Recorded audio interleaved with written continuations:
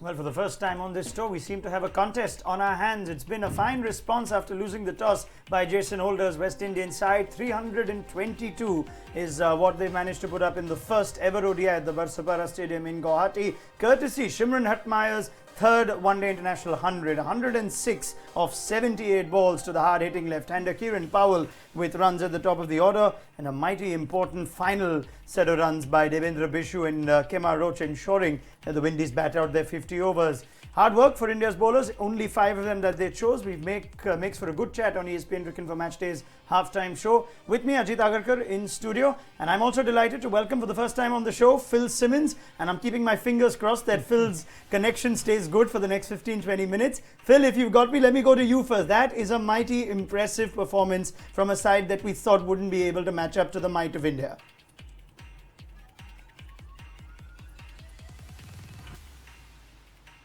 I'm keeping my fingers and toes crossed too. Now it's brilliant to see them come out, and after all the talk about them, it's not going to be a contest. It's brilliant to see them come out and put up a score like that and be able to fight against this Indian team.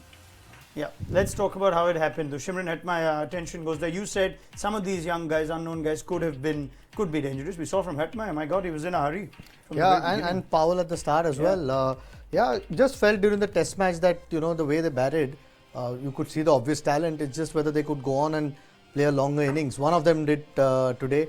And if not for some of the soft dismissals, whether it's from Kieran Powell, both the Powells, Shai Hope and then maybe Holder, they could have probably ended up getting about 340, 350. Looked well on course at one point, but cracking innings from Hetmeyer. Just felt like he was playing a T20 for most of that innings. But some great shots. Pretty good pitch as well, where you could hit through the line. And also showed some limitations in the Indian attack after not playing Kuldeep Yadav.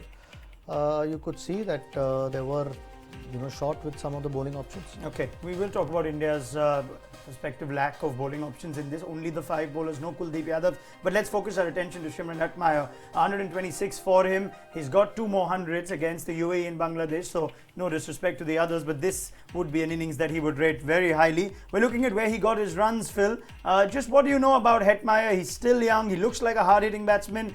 We often say that these bilateral series in India tend to also be IPL auditions for certain players, in which case Shimron Hetmeyer might have passed with flying colours today.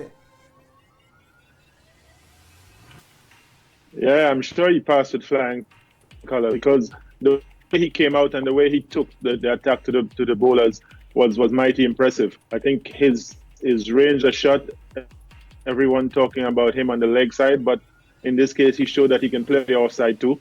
And his innings today was as top class as you can get. Yeah, I mean 3 for 86 for him, and he came in at a time when Marlon Samuels was out quickly, experienced batsman, chose the counter-attacking approach. We initially thought maybe he's going too hard too soon. But apart from maybe a couple of times, picked the right balls as well. Took the left-arm spinner on.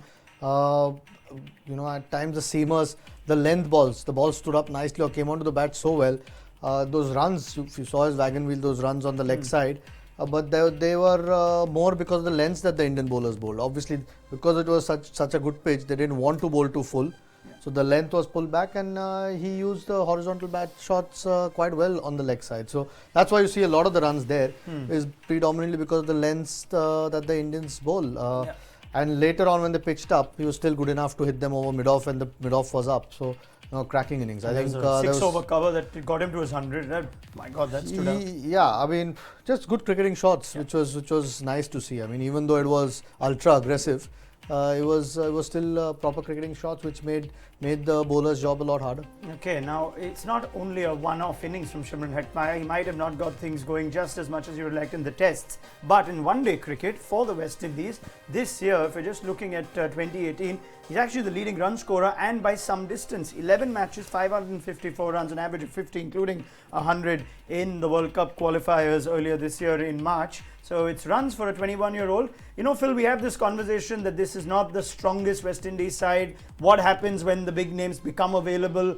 in all that, for someone like Hetmyer, 21-year-old, to almost make a position his own, you now look at this guy as someone who'd secure his own position even when the likes of Gale and Lewis and Pollard, etc., are all back?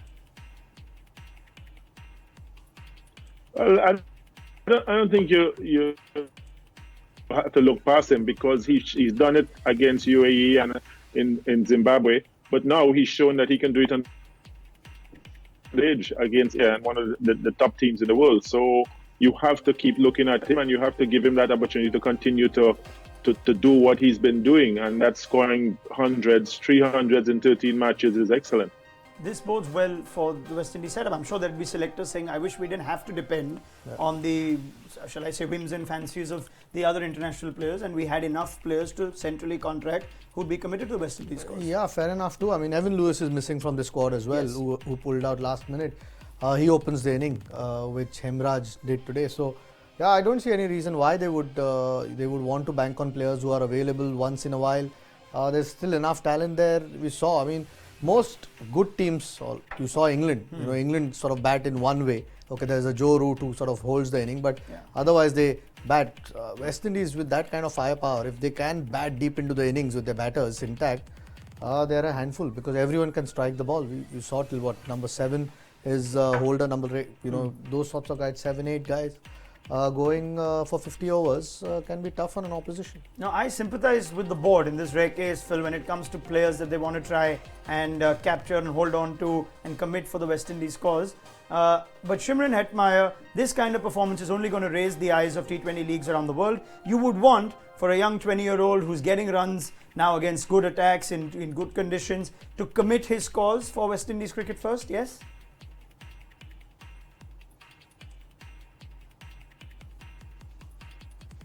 Everyone wants to commit their calls for West Indies. I think it's up to West Indies to see how they look after him and make sure that he doesn't go down the road that the others go. It's up to them now to look after Shimron Hetmyer, keep giving him the encouragement. All right, apologies that Phil Simmons, we can't quite get his word, but we're going to try and re-establish that connection as soon as we can. But the conversation exactly what he said. I mean, it's up to the board as well to show that sort of faith in your player. I mean, we don't quite know what sometimes goes on with the West Indies cricket board, and it's much easier to point fingers at players who don't want to play for West Indies. Maybe there's a deeper reason.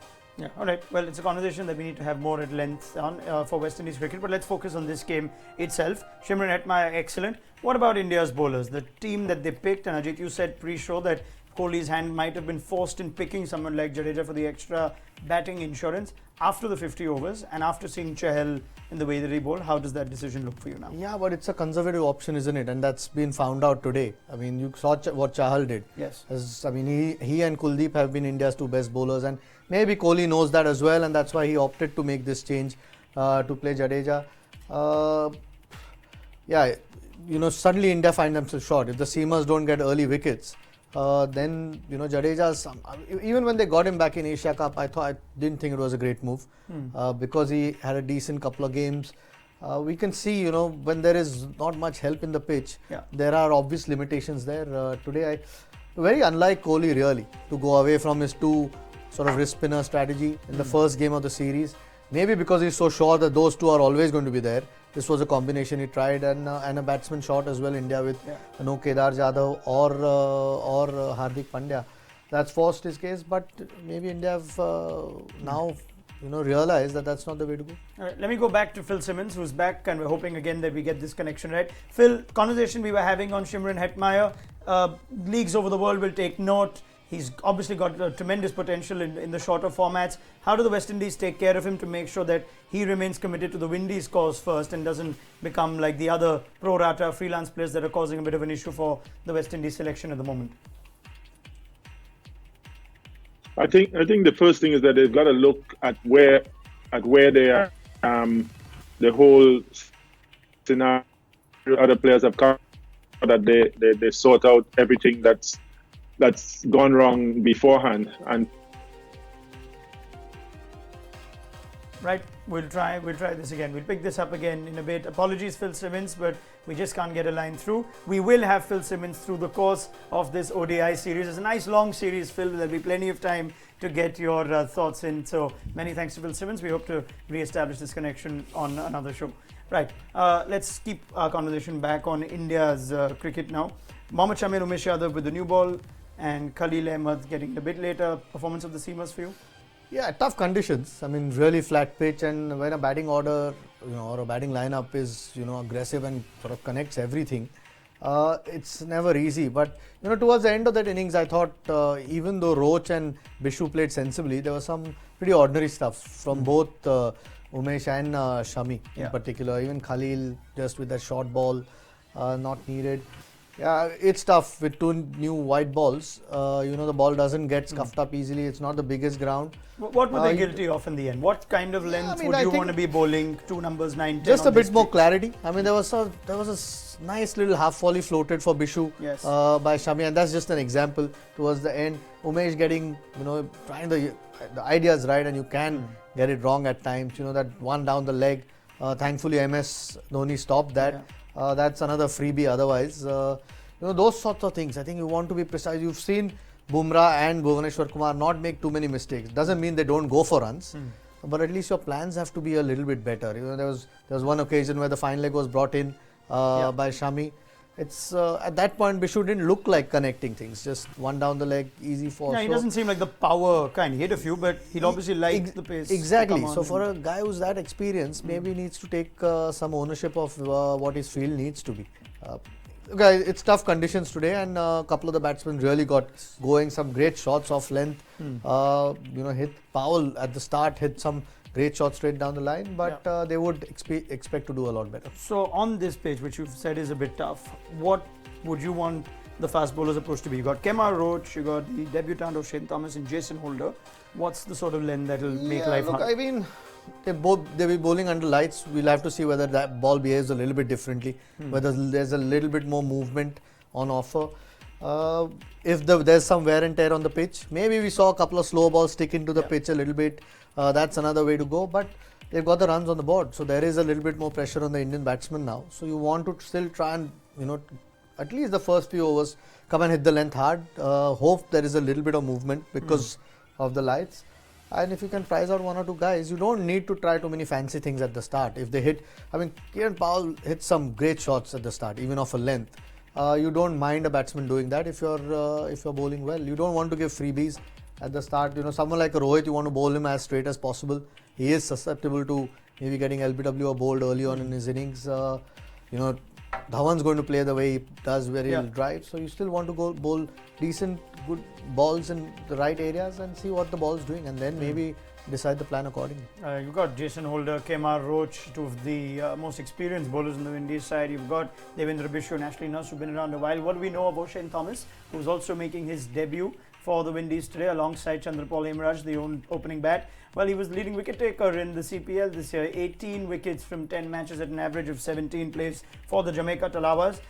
Seems like a big, strong lad. So you'd assume that celebration. I think if he repeats those numbers, I think West Indies will be very happy. Yeah, you just look at him. Look, that's a good size. He could crank it up a bit. But we'll comment more on O'Shane Thomas once we have a look at him. Yeah, the one thing you saw on that pitch, there were some decent short balls bowled, some quick sort of bumpers bowled. So sometimes under lights, it does get a little bit more or skids on a little bit more. Shami to Shai Hope.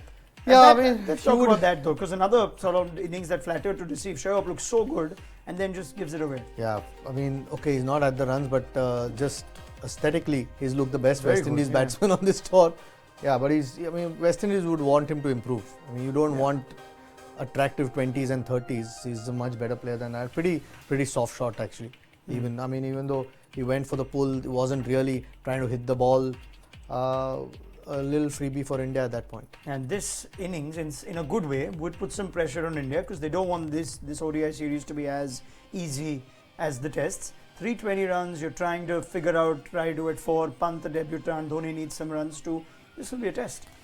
Yeah, most tests, I think India's have been cleared by the top three in recent times. I don't think they've required 4, 5, 6 every time they've won, but it's a sizable total. I think those top three will have to get the bulk of the runs. If they don't, I think India will be in trouble. I mean, I remember a series, the bilateral series in the West Indies, where Jason Holder did pepper Virat Kohli with the short ball, and Kohli almost a compulsive hooker in those situations, or likes to take it on and plays it well. But this could be a nice little contest if it comes to it, given you said the short ball. It just seems West Indies have a few more options than India in that attack do. Again, I'm quite keen to see how the ball behaves under lights. Generally, the white ball with two new balls will do a little bit the first few overs, even if it's for 4 or 5 or 6 overs, and sometimes that's enough to prize out a couple of early wickets. And if they can do that, India will be under severe pressure. I know it's stating the obvious. If the top three don't get bulk of the runs for India, I can't see how they're going to get close to 320. Ian Bishop said at the pitch report that the groundsman suggests the dew comes in at about 8:30 or so. They've got two spinners in Bishu and Ashley Nurse. Yeah, dew is something you can't control. Yeah. I think by then we'll Do you know where the expect game. Bishu to have an impact on this, the way Chahal did? It for sure. I mean, wrist spinner, like Chahal, they'll expect him to get wickets even if he goes for a few runs. Chahal didn't, and that's why India are chasing only 322. But they wouldn't mind him going for a few as long as he gets some wickets. The batting order remains as we expect then, with Raidu at 4, Pant at 5. Yeah, I can't imagine Pant and how. Dhoni is the other one I'd like to pick your brain on, 5 and 6. Who bats Yeah, I where? can't imagine Pant batting ahead of Dhoni unless there's a situation where India have to go hard at them, and also being a left-hander, maybe if the leggy is bowling, if they have to tinker with that, but not when they're starting the innings. It depends on how the innings evolves. Maybe it's a night for Pant to show what he's got down the order. 50-50 this game, or India should still chase this down? I don't know. I think it's a tough chase. I think if the top three don't get enough runs for India, India might struggle tonight. Well, we didn't think we'd be saying that, but let's see how this innings goes. Thank you, Ajit Agarkar, for your thoughts. We'll see you again at the end of the game on ESPN Cricinfo Matchday, live on our Facebook page as well as our YouTube channel. And make sure you download the ESPN Cricinfo mobile app to stay up to date with what should be a testing chase in this first ODI in Guwahati.